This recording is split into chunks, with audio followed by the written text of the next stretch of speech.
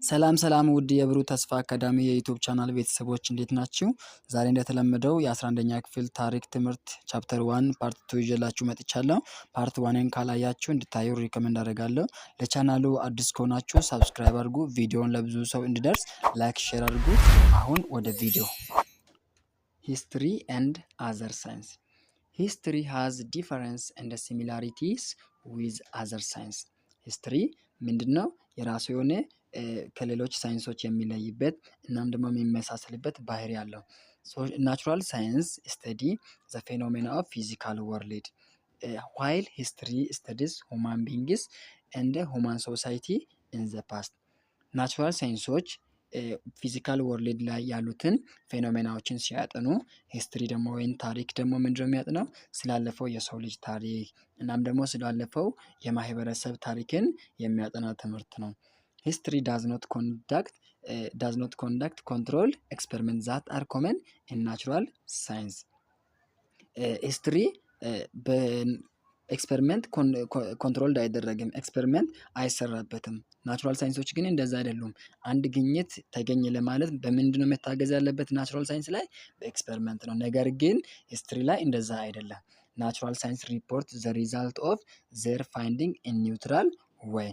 የተፈጥሮ ሳይንቲስቶች ግኝቶቻቸውን በገለልተኛ መንገድ ሪፖርት ያደርጋሉ።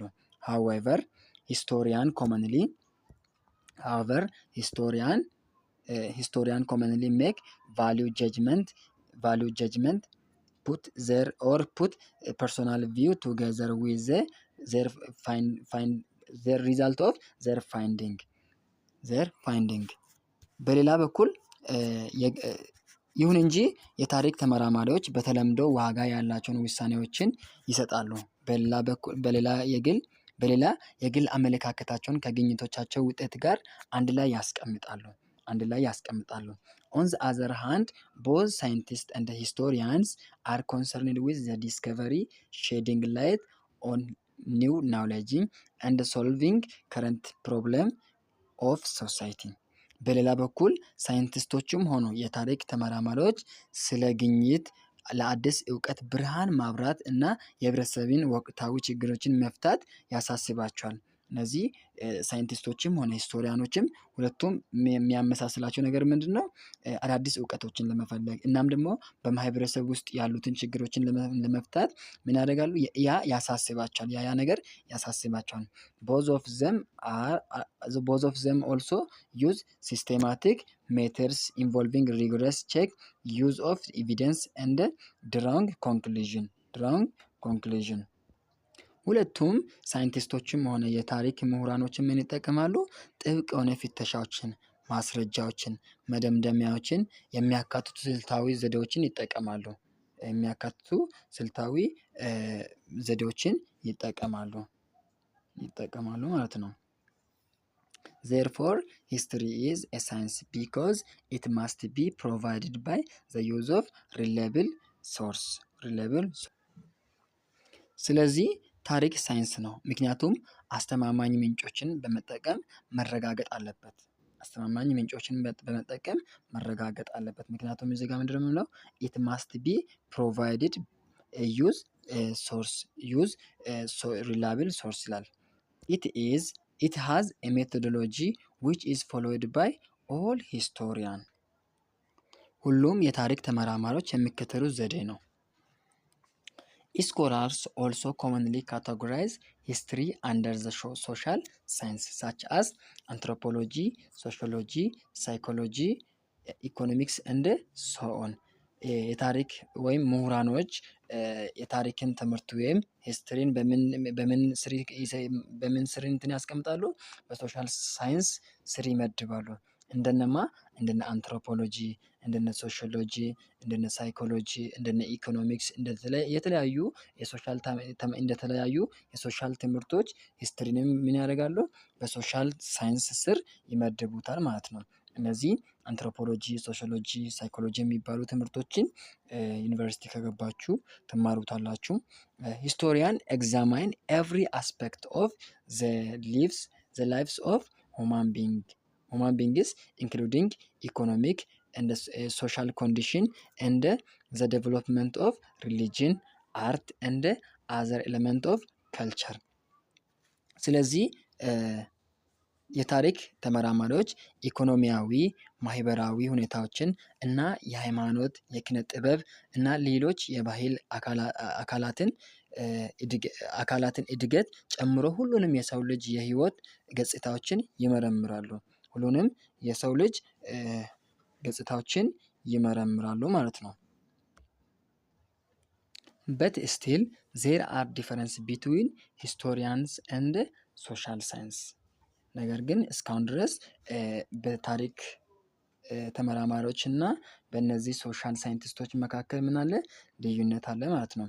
አንላይክ ሂስቶሪያንስ ሶሻል ሳይንቲስት ዩዝ ኤክስፐሪመንት ዳታ ኢን ዘ ፎርም ኦፍ ሳምፕል። እንደ ታሪክ አይደለም። ሶሻል ሳይንቲስቶች ምን ይጠቀሙታል? ኤክስፐሪመንት ይጠቀሙታል። ኤክስፐሪመንት ዳታ ይጠቀሙታል። ያንን ዳታ ደግሞ ሲጠቀሙ ከምንድን ነው የሚወስዱት? ከሳምፕል ነው። ማለት ሳምፕል ማለት ምን ማለት መሰላችሁ? ለምሳሌ ይሄን የሚያክል ቦታ አለ ብንል የሆነ ቦታ ላይ እኛ ግን ከዛ ፖፑሌሽን የሆነ ትንሽዬን ይህንን ቦታ በማጥናት በዚህ ይሄ ሳምፕል ነው የሚባለው ማለት ነው። ሳምፕል ነው የሚባለው። ይሄኛው ደግሞ ፖፑሌሽን ይባላል። ነገር ግን ለዚህ ፖፑሌሽን ለአጠቃላይ ፖፑሌሽን እኛ ትንሿ የሰራናት ያቺ ሳምፕል ለየትኛው ለዚህኛው ለሁሉም ያገኘናት ጥናት ለሁሉም ለፖፑሌሽን ይሆናል ማለት ነው።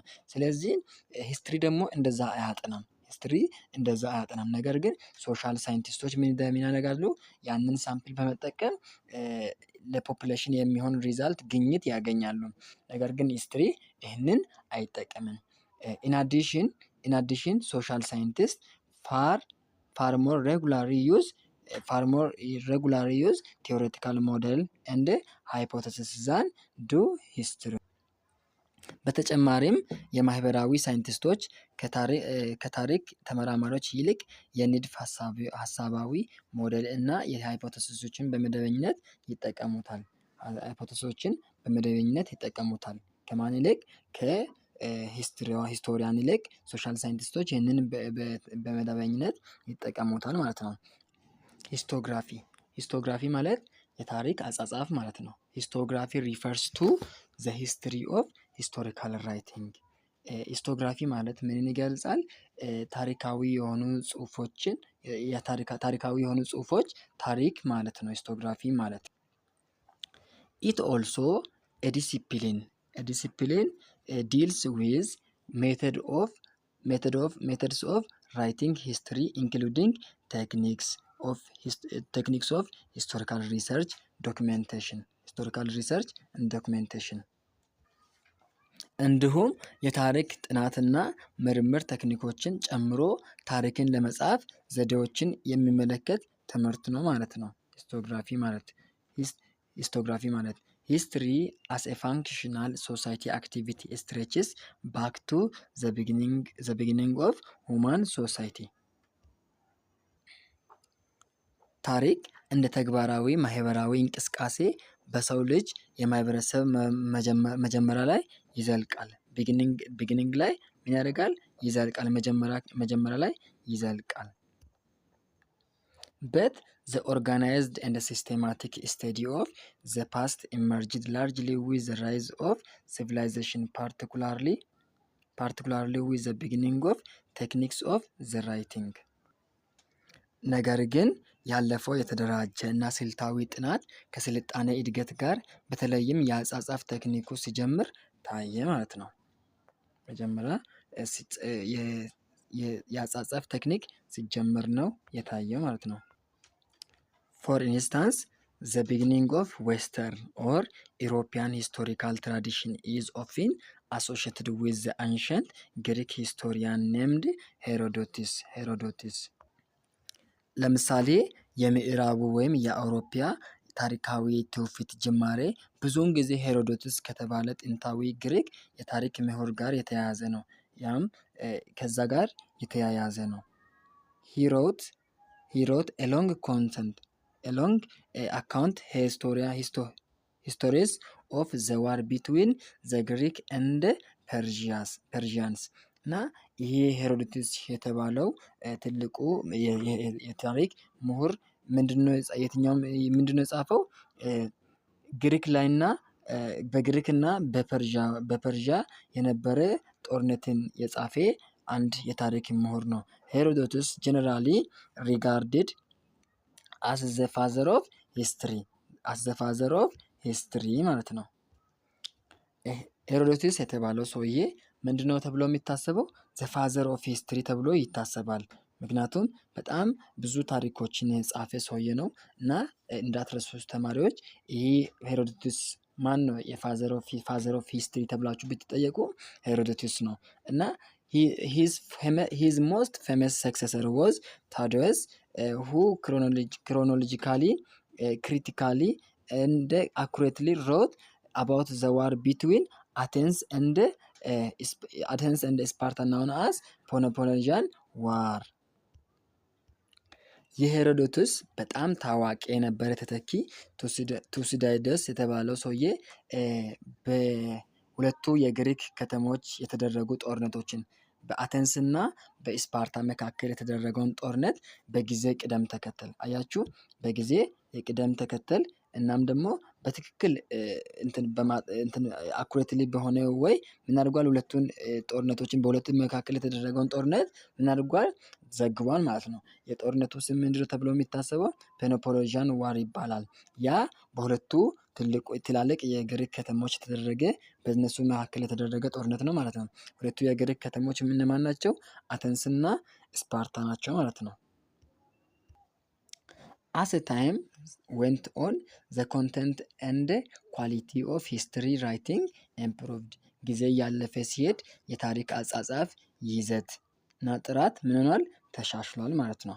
During the 1800s, the methods of modern academic historical study were developed and history became a field of study in many schools.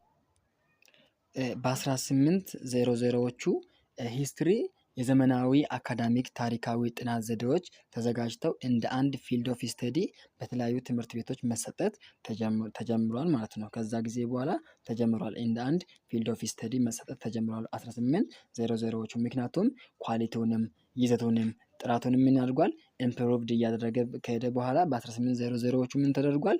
እንደ አንድ ፊልድ ኦፍ ስተዲ በተለያዩ ትምህርት ቤቶች ላይ እንዲሰጥ ተደርጓል። ኢት ዋዝ ሊፖልድ ቮን ራንክ ፍሮም ጀርመን ሂስቶሪካል ስኩል who laid the foundation of modern academic history. የዘመናዊ አካዳሚክ ታሪክ መሰረት የጣለው ከጀርመን ታሪካዊ ትምህርት ሊዮፖልድ ቮን ራንክ ነበር። ማለት ይህ ሰውዬ 1795 እስከ 1886 የኖረ ሰውዬ ሲሆን ምንድነው ያደረገው?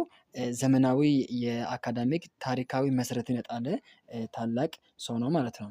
ከዚህ የተነሳ ራንክ ኢዝ ጀነራሊ ኮንሲደርድ ቱ ቢ ዘ ፋዘር ኦፍ ሞደርን ሂስቶግራፊ ተብሎ ይታሰባል ማለት ነው። ይሄ ራንክ የተባለው ሰውዬ የዘመናዊ የታሪክ አጻጻፍ አባት ተብሎ ይታሰባል ማለት ነው። ዋት አር ዘ ኪ ኤሌመንትስ ኢን ዘ ስተዲ ኦፍ ሂስትሪ?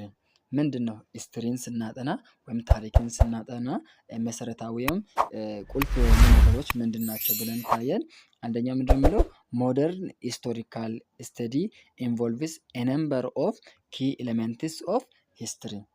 ዘመናዊ የታሪክ ጥናት ብዙ በርካታ የሆኑ ቁልፍ ነገሮች አሉት ማለት ነው። ሶርስ አር ዋን ኦፍ ዘ ዲሲሲቭ ኪ ኤሌመንትስ ኢን ሂስቶሪካል ስተዲ። ምንጮች በታሪካዊ ጥናት ውስጥ ወሳኝ ከሆኑ ቁልፍ ነገሮች ውስጥ አንዱ ናቸው። ኖ ዋን ካን ራይት ሂስትሪ ዊዛውት ሶርስ።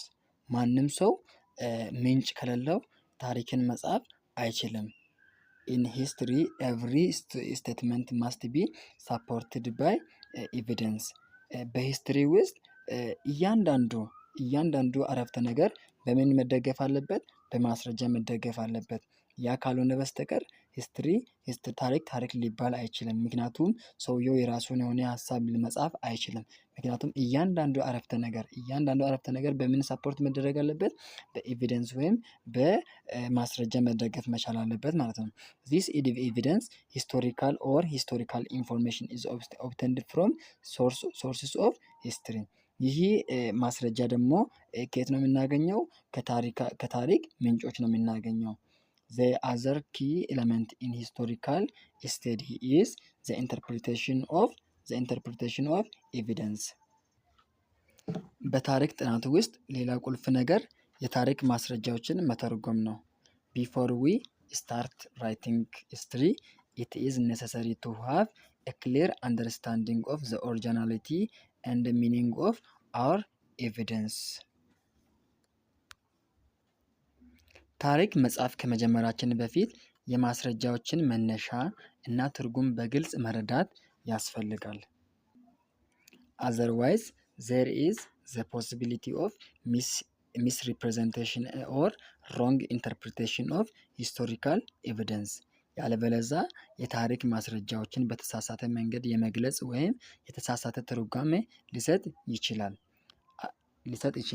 After a clear understanding of historical evidence, the next step is the presentation of the facts on the paper or writing history. ማለት በደንብ ያንን ኤቪደንሱን በትክክል ከተረዳን በኋላ የሚቀጥለው ስቴፕ ምንድን ነው? ሂስትሪን በወረቀት ላይ ምን ማድረግ ነው? መጻፍ ነው። ማለት መጀመሪያ ምን ማወቅ አለብን? ኤቪደንሱን በደንብ ማወቅ አለብን። ከዛ ቀጣይ ስቴፕ ምንድን ነው? ወረቀት ላይ መጻፍ ነው ማለት ነው። The quality of historical writing is highly affected by the manner of presentation. የታሪካዊ አጻጻፍ ጥራት በአቀራረብ መንገድ በእጅጉ ይጎዳል ማለት ነው። In the past, the role of historical evidence was denied due to due consideration because no one bothered to support historical statement by the sources. ከዚህ ባለፈ የታሪክ ማስረጃዎች ሚና ተገቢውን ግምት የተነፈገ ማንም አልነበረም። ምክንያቱም ምንጮች የሰጡትን ታሪካዊ መግለጫዎችን ለመደገፍ አልተቸገረም። Instead, the artistic value of romantic historical writing was very much emphasized, and history writing was taken just like the writing of fiction. ይልቁንም የሮማንቲክ ታሪካዊ ጽሑፍ ጥበባዊ ጠቀሜታ በጣም አጽንኦት ተሰጥቶት እና የታሪክ አጻጻፍ ልክ እንደ ልቦለድ ጽሑፍ ተወስዷል።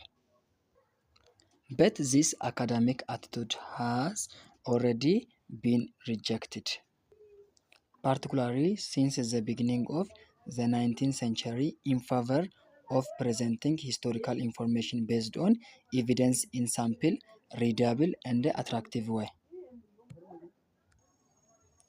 ነገር ግን ይህ የአካዳሚክ አስተሳሰብ በተለይ ከ19ኛ መቶ ክፍለ ዘመን መጀመሪያ ጀምሮ በማስረጃ ላይ የተመሰረተ ታሪካዊ መረጃን ቀላል፣ ሊነበብ እና ማራኪ በሆነ መንገድ የማቅረብ ፍላጎት ውድቅ ተደርጓል። Another key element in the study of history is objectivity or writing unbiased or undistorted history ማለት ነው። በታሪክ ውስጥ ሌላው ቁልፍ ነገር ተጨባጭነት ወይም ያልሳባ ታሪክን መጻፍ ነው። The lessons of the past are valued only if they are based on truth. That is accurate history. ያለፉት ትምህርቶች ዋጋ የሚሰጣቸው በእውነት ላይ ከተመሰረቱ ብቻ ነው። ማለትም ትክክለኛ ታሪክ። Objectivity involves not only identifying the real or significant facts based on reliable primary source, but also presenting what all the facts say without any bias for or against. ዓላማው እውነተኛውም ወይም ጉልህ የሆነውን እውነታዎችን በአስተማማኝ ዋና ምንጮች ላይ በመመርኮዝ ብቻ ሳይሆን ሁሉም እውነታዎች የሚናገሩት ያለምንም ወገኝተኝነት ወይም ተቃውሞ ማቅረብ ማቅረብን ያካትታል። However, no history can be entirely objective. ሆኖም የትኛውም ታሪክ ሙሉ በሙሉ ተጨባጭ ሊሆን አይችልም። This is why history are constantly being rewritten. ለዚህም ነው ታሪኮች ያለማቋረጥ እንደገና የሚጻፉት ማለት ነው። Nevertheless, it is the utmost duty of the historian to present the reality as they really were and in the way they really occurred. ቢሆንም እውነታውን እንደነበሩና በተከሰቱበት መንገድ ማቅረብ የታሪክ ምሁር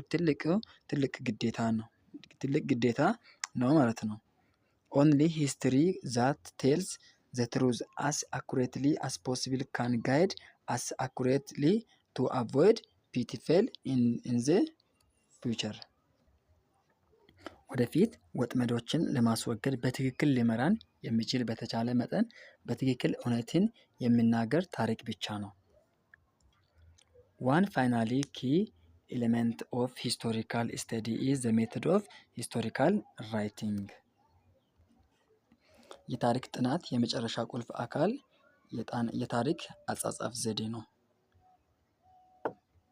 Historical methods comprise the techniques and the guidelines by which historians use primary source and other evidence to conduct research and then rewrite histories in the form of account of the past. ታሪካዊ ዘዴዎች የታሪክ ተመራማሪዎች ምርምር ለማድረግ የመጀመሪያ ደረጃ ምንጮች ወይም ፕራይመሪ ሶርስ እና ሌሎች መረጃዎችን የሚጠቀሙበት ቴክኒኮች እና መመሪያዎች ያቀፈ ሲሆን ከዛም ያለፈ ታሪክ ይጽፋል። Writing history also refers to practicing history. ታሪክ መጻፍ ታሪክን መለማመድ ይመለከታል። In this regard, it must be clear that nowadays the rapid development in information and communication technology as well as digital image techniques do have a great deal of influencing on the methods and techniques of writing history. ምንድነው? በዚህ ረገድ በአሁን ጊዜ ኢንፎርሜሽን እና ኮሚኒኬሽን ቴክኖሎጂ ፈጣን እድገት እንዲሁም የዲጂታል ኢመርጂንግ ቴክኒኮች ታሪክን በመጻፍ ዘዴዎች እና ቴክኒኮች ላይ ትልቅ ተጽዕኖ እንዳላቸው ግልጽ መሆን አለበት። The major steps in writing history include collection of historical information or evidence, source criticism, ኢንተርፕሪቴሽን ኤንድ ራይቲንግ ኦብጀክቲቪቲ። ታሪክን ለመጻፍ ዋናዎቹ እርምጃዎች ታሪክ መረጃዎችን ወይም ማስረጃዎችን ማሰባሰብ፣ የምንጭ ትችት፣ አተረጓጎም እና በትክክል መጻፍን ያካትታሉ። በቀጣይ ኢትዮጵያን ሂስቶግራፊ የሚለውን ቶፒክ እናያለን። ቪዲዮውን እስከ መጨረሻ ስለተከታተላችሁ አመሰግናለሁ። ላይክ፣ ሼር፣ ሰብስክራይብ ማድረጋችሁ እንዳይረሳ። መልካም ጊዜ ይሁንላችሁ።